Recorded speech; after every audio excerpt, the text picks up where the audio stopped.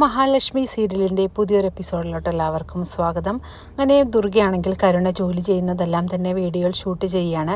ഇതെല്ലാം മുത്തശ്ശിക്കും പ്രതാപനുമായി അയച്ചു കൊടുക്കണമെന്ന് ദുർഗ വിചാരിക്കുന്നു. അവർ തന്നെ എന്തെങ്കിലും ഒരു തീരുമാനം ഇതിനുണ്ടാക്കട്ടെ എന്ന് വിചാരിക്കുകയാണ് ദുർഗ. പിന്നീടാണെങ്കിൽ ദുർഗ അയച്ചു കൊടുത്തിട്ടുള്ള വീഡിയോസ് എല്ലാം കണ്ട് വളരെ വിഷമത്തിലാണ് പ്രതാപനാണെങ്കിൽ ഇത് താങ്ങാവുന്നതിലപ്പുറമായിരുന്നു. തൻ്റെ മോളാണെങ്കിൽ സന്തോഷവതിയായിട്ട് അവിടെ കഴിയേണ്ടതിന് പകരം ഇപ്പോൾ വീട്ടുജോലികളെല്ലാം ചെയ്ത് എൻ്റെ മോളാകെ കഷ്ടപ്പെടുകയാണെന്ന് പ്രതാപന് മനസ്സിലാകുന്നു. മുത്തശ്ശി അങ്ങോട്ട് വരുമ്പോഴേക്കും നീ എന്താണ് പ്രതാപ കാണുന്നതെന്ന് ചോദിക്കുമ്പോൾ ഞാൻ ഒന്നും കാണുന്നില്ല അമ്മയെന്നെല്ലാം പറഞ്ഞ് മാറ്റി വെക്കുമ്പോൾ മുത്തശ്ശി പറയുന്നുണ്ട്, എന്നോടിപ്പോൾ ദുർഗ വിളിച്ച് പറഞ്ഞു നിൻ്റെ ഫോണിലോട്ടൊരു വീഡിയോ അയച്ചിട്ടുണ്ട്, അത് കണ്ടു നോക്കാൻ പറഞ്ഞു, അതെന്താണ് ആ വീഡിയോ എന്ന് പറഞ്ഞുകൊണ്ട് പ്രതാപനിൽ നിന്ന് ഫോൺ മേടിച്ച് മുത്തശ്ശി കാണുകയാണ്. വീഡിയോ കാണുന്ന മുത്തശ്ശിക്കാണെങ്കിൽ ആകെ സങ്കടമാകുന്നുണ്ട്. കരുണമോളാണെങ്കിൽ എല്ലാ ജോലികളും ചെയ്യുന്നത് കണ്ട് മുത്തശ്ശിയുടെ ചങ്ക് പൊട്ടുകയാണ്. അങ്ങനെ മുത്തശ്ശി കരയുന്നത് കാണുമ്പോൾ പ്രതാപനും ആകെ സങ്കടമാകുന്നുണ്ട്. അങ്ങനെ പ്രതാപനോടായിട്ട് പറയുന്നുണ്ട്, എന്താടാ ഈ കാണുന്നത്, എൻ്റെ മോളെ ഒരു റാണിയെ പോലെ വാഴിക്കാനല്ലേടാ നീ അങ്ങോട്ട് പറഞ്ഞു വിട്ടത്, എന്നിട്ട് എൻ്റെ മോൾ ഇവിടെ എന്താടാ ചെയ്യുന്നതെന്നെല്ലാം പറഞ്ഞുകൊണ്ട് മുത്തശ്ശിക്കാണെങ്കിൽ ആകെ സങ്കടം വരുന്നുണ്ട്. അപ്പോൾ പ്രതാപൻ പറയുന്നുണ്ട്, എന്ത് ചെയ്യാനാണ് അമ്മ, എനിക്കും ഒന്നും അറിയില്ല എന്ന് പറയുമ്പോൾ മുത്തശ്ശി പറയുന്നു, എനിക്കറിയാം എന്താണ് ചെയ്യേണ്ടതെന്നെല്ലാം പറഞ്ഞുകൊണ്ട് പ്രതാപൻ്റെ മുഖത്തിനിട്ട് നല്ല ഒരെണ്ണം കൊടുക്കുന്നു.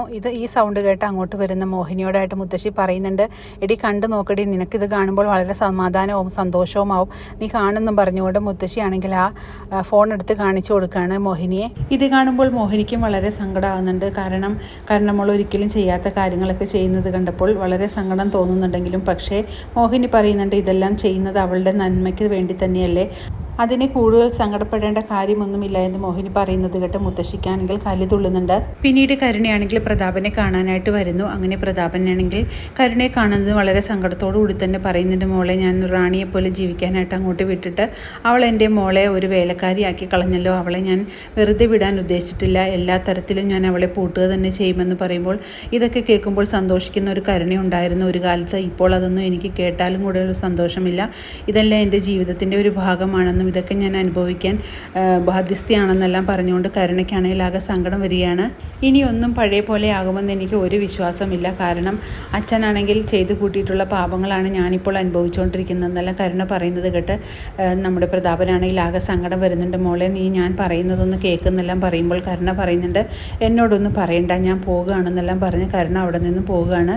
പിന്നീട് വാമദേവനെ കാണുന്ന പ്രതാപനാണെങ്കിൽ ആകെ വല്ലാത്തൊരു സങ്കടത്തിൽ തന്നെയാണ്. അങ്ങനെ വാമദേവനോടായിട്ട് പറയുന്നുണ്ട്, എൻ്റെ മോളാണെങ്കിൽ ആകെ നിരാശയിൽ തന്നെയാണ്, അവൾ ഒരിക്കലും ഇനി രക്ഷപ്പെടുമെന്നുള്ള ഒരു മനസ്സിൽ അവൾക്കൊരു യാതൊരു വിചാരവുമില്ല, അവളെ ഞാൻ എങ്ങനെയെങ്കിലും അവിടെ നിന്നും രക്ഷപ്പെടുത്തും, ആ മഹാലക്ഷ്മിയുടെ പുക കാണാതെ എനിക്കൊരു സമാധാനം കിട്ടില്ല, അവളെ കൊല്ലാനായിട്ട് ഞാൻ തീരുമാനിച്ചു കഴിഞ്ഞു, അതുകൊണ്ട് ഒരു മാവ് തയ്യാറാക്കി വെച്ചോളാനെല്ലാം വാമദേവനോട് പറയുകയാണ് പ്രതാപൻ. പിന്നീട് പ്രതാപൻ പോയതിനു ശേഷം വാമദേവൻ മനസ്സിൽ വിചാരിക്കുന്നുണ്ട്, എങ്ങനെയെങ്കിലും അവളുടെ കഥ ഒന്ന് കഴിഞ്ഞ് കിട്ടിയിരുന്നെങ്കിൽ എനിക്കും സമാധാനമായേനെ, ഞാനാണ് കൊന്നതെന്നുള്ള കാര്യം ഒരിക്കലും കണ്ണൻ അറിയാതിരുന്നോളും എന്നുള്ള സമാധാനത്തോടു കൂടി തന്നെ ഇരിക്കുകയാണ് വാമദേവൻ. പിന്നീട് കണ്ണൻ്റെ ഓഫീസിലോട്ട് വരികയാണ് മഹിയെ കാണുന്നതും കണ്ണന് വളരെ സന്തോഷമാകുന്നുണ്ട്. തൻ്റെ അവിടുത്തെ ജോലിയൊക്കെ കഴിഞ്ഞോ എന്നെല്ലാം മഹിയോട് ചോദിക്കുമ്പോൾ മഹി പറയുന്നുണ്ട്, അതിന് ഞാനിപ്പോൾ അവിടെ ഒന്നും ചെയ്യുന്നില്ലല്ലോ, എല്ലാം കരുണയല്ലേ ചെയ്യുന്നത്, അവളെ എല്ലാം ഏൽപ്പിച്ചിട്ടാണ് ഞാനിങ്ങോട്ട് വന്നതെന്നെല്ലാം കണ്ണൻ പറയുന്നുണ്ട്. പിന്നീട് തൻ്റെ അമ്മയുടെ പിറന്നാളല്ലേ വരുന്നത്, അത് നമുക്ക് ആഘോഷിക്കണ്ടേ എന്ന് ചോദിക്കുമ്പോൾ മഹി പറയുന്നുണ്ട്, അതേ കണ്ണേട്ട, എൻ്റെ അമ്മയ്ക്ക് വേണ്ടിയിട്ടുള്ള എല്ലാ കാര്യങ്ങളും ഒരുക്കി കൊടുക്കണം, എൻ്റെ അമ്മയെ സന്തോഷത്തോടു കൂടി തന്നെ ആ ഒരു പിറന്നാൾ ദിവസം എനിക്ക് സന്തോഷിപ്പിക്കണമെന്നെല്ലാം മഹി പറയുമ്പോഴേക്കും കണ്ണനാണെങ്കിൽ അമ്മയ്ക്കുള്ള സാരിയും കാര്യങ്ങളും എല്ലാം വാങ്ങുന്നു. എന്നിട്ട് മഹിയാണെങ്കിൽ കരുണാലയത്തിലെത്തുന്നുണ്ട്. അങ്ങനെ കരുണാലയത്തിലെത്തുന്നതും മോഹിനിയെ കാണുമ്പോഴേക്കും വളരെ സന്തോഷമാകുന്നുണ്ട്. മോഹിനിക്കും അങ്ങനെ തന്നെ മഹിയെ കാണുമ്പോൾ വളരെ സന്തോഷമാകുന്നു. അങ്ങനെ മഹിയാണെങ്കിൽ മോഹിനിയെ വിളിച്ചുകൊണ്ട് പോവുകയാണ്. എന്നിട്ട് താൻ മേടിച്ചിട്ടുള്ള സാരിയെല്ലാം മോഹിനിയുടെ കയ്യിൽ കൊടുക്കുന്നു.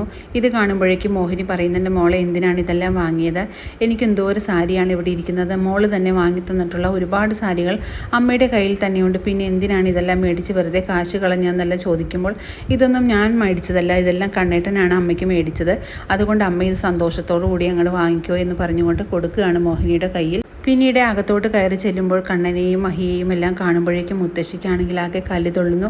മുത്തശ്ശി പറയുന്നുണ്ട്, നീ എന്തിനാണ് എൻ്റെ കരുണമോളെ ഇങ്ങനെയിട്ട് ദ്രോഹിക്കുന്നതെന്നെല്ലാം മഹിയോട് ചോദിക്കുകയാണ്. മഹി പറയുന്നുണ്ട്, അവൾക്ക് ഈ ഒരു ശിക്ഷയെല്ലാം കുറഞ്ഞു പോയി, അവളുടെ അച്ഛൻ ചെയ്തു കൂട്ടിയിട്ടുള്ളതിന് ഞങ്ങൾക്ക് ചെയ്യാവുന്ന ഏറ്റവും ചെറിയ ശിക്ഷയാണ് ഞങ്ങളിപ്പോൾ ചെയ്യുന്നതെന്നെല്ലാം മഹി പറയുന്നത് കേട്ട് കണ്ണൻ പറയുന്നുണ്ട്, ശിക്ഷ കുറഞ്ഞു പോയിട്ടുണ്ടെങ്കിൽ ഇനി വേറൊന്നും ചെയ്യാനില്ല, അവളുടെ അച്ഛൻ തന്നെ ജയിലിലോട്ട് പൊക്കോട്ടെ, അയാളെ ഞാൻ ജയിലിലിടും, എൻ്റെ അച്ഛനെ കൊന്ന ദുഷ്ടനാണ് അയാൾ, അതുകൊണ്ട് അയാളെ ഞാൻ വെറുതെ വിടാനൊന്നും ഉദ്ദേശിച്ചിട്ടില്ല. അയാളുടെ നെഞ്ച് പിടിയണമെങ്കിൽ അയാളുടെ മകൾ അവിടെ കിടന്ന് കഷ്ടപ്പെടണം. അതുകൊണ്ട് പരമാവധി ഞങ്ങൾ അവളെ അവിടെ കിടന്ന് കഷ്ടപ്പെടുത്തിക്കും. അതുകൊണ്ട് ആരും അതിനൊന്നും പറഞ്ഞുകൊണ്ട് വരേണ്ട കാര്യമില്ല. മര്യാദക്കിരുന്നില്ലേ അയാളുടെ ജീവിതം ഇനി ജയിലിലായിരിക്കുമെന്നെല്ലാം മുത്തശ്ശിയോട് പറയുമ്പോൾ ഇത് കേൾക്കുന്ന മുത്തശ്ശിയാണെങ്കിൽ ആകെ പേടിക്കുന്നുണ്ട്. അങ്ങനെ വളരെ ത്രില്ലിംഗ് ആയിട്ടുള്ളൊരു എപ്പിസോഡുകളാണ് ഇനി വരാനിരിക്കുന്നത്. ഈ റിവ്യൂ ഇഷ്ടമാകുകയാണെങ്കിൽ ലൈക്കും ഷെയറും സബ്സ്ക്രൈബും ചെയ്ത് സപ്പോർട്ട് ചെയ്യണേ. പുതിയൊരു എപ്പിസോഡിനായിട്ട് നമുക്ക് കാത്തിരിക്കാം.